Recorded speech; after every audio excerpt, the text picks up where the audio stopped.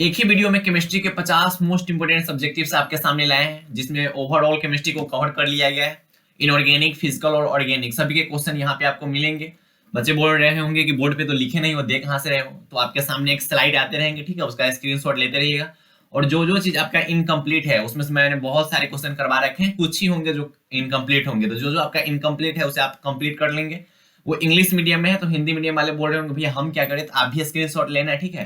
लेकिन मैं बार बार बोल रहा हूँ कि उसमें से लगभग क्वेश्चन मैंने करवा रखे हैं, लगभग क्वेश्चन मैंने करवा रखे हैं। कुछ क्वेश्चन है जैसे हाँ इतना इज ये बट इतना इज वाई नॉट, इस टाइप का कुछ क्वेश्चन है, तो उसको तो इतना में भाई ये तो समझ रहे हैं कि हाँ कि उसका हिंदी तो आराम से समझ में आ रहा है कि NH3 इज ये बट इतना इज नॉट, तो इसका मतलब समझ रहे हो कि हाँ ये है लेकिन ये क्यों नहीं है। तो इसका हिंदी तो आप समझ सकते हो, इजिली समझ सकते हो, ऐसा कुछ उसमें हार्ड है नहीं, ठीक है। तो इंग्लिश मीडियम का स्क्रीनशॉट लो, लेकिन उसका आप गूगल ट्रांसलेट यूज कर लो, या फिर ऐसे भी समझ में आ जाएगा, ठीक है। आप पहले देखो क्योंकि उसमें से मैंने बहुत सारे क्वेश्चन करवा रखे हैं और कुछ ही क्वेश्चन बचे होंगे, ठीक है। इनऑर्गेनिक का कुछ बचा होगा, कुछ ऑर्गेनिक का कन्वर्सन टाइप का कुछ क्वेश्चन बचा होगा।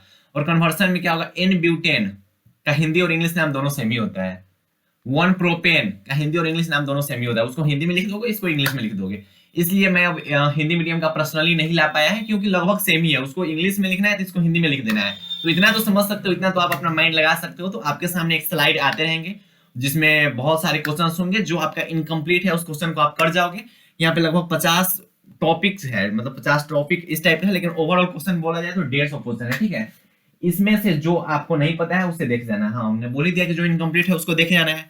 ये फिजिकल का है, ऑर्गेनिक है, इनऑर्गेनिक का है, एक ही वीडियो में पूरा केमिस्ट्री यहाँ पे कवर हो जाएगा, ठीक है।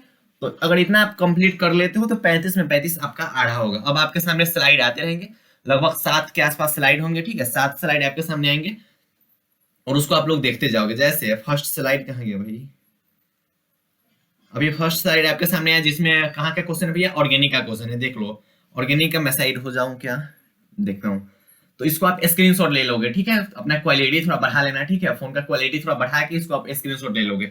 यहाँ ऑर्गेनिक के क्वेश्चन है, ठीक है, कोऑर्डिनेशन कंपाउंड के क्वेश्चन है, और लास्ट में कुछ इनऑर्गेनिक के क्वेश्चन है, ठीक। सेकेंड स्लाइड में क्या है भैया, ये रिएक्शन है, उर्ज रिएक्शन टाइप का कुछ है, सेंडमेयर रिएक्शन जो सेकेंड स्लाइड है उसमें ऑर्गेनिक के क्वेश्चन है,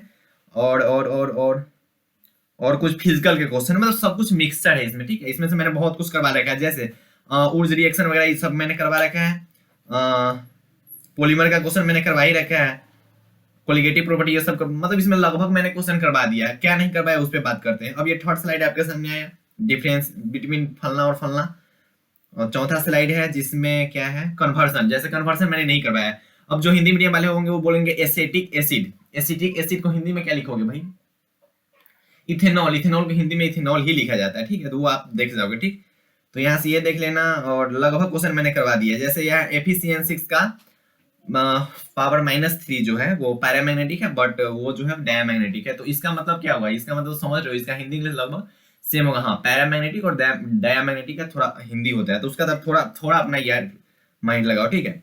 ये पांचवा स्लाइड है, पांचवा स्लाइड का भी लगभग क्वेश्चन मैंने करवा रखा है, स्पेसिफिक एंड मोलर, ठीक है। छठा स्लाइड का भी मैंने लगभग क्वेश्चन, हाँ छठा स्लाइड का भी मैंने करवा रखा है, ठीक है, लगभग मैंने करवा ही दिया हुआ है।